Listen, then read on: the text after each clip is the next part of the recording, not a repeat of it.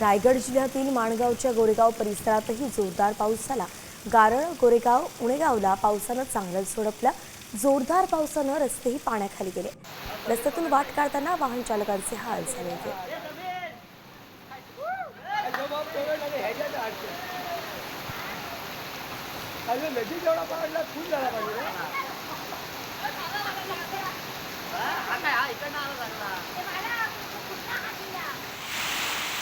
रायगडची संपूर्ण दृश्य आपण पाहतोय। रायगडमध्ये सुद्धा कालपासून जोरदार पाऊस सुरू आहे। माणगावाला पावसानं झोडपलेलं आहे आणि अशात आपण पाहतोय की संपूर्ण रस्ता जलमय झाला होता।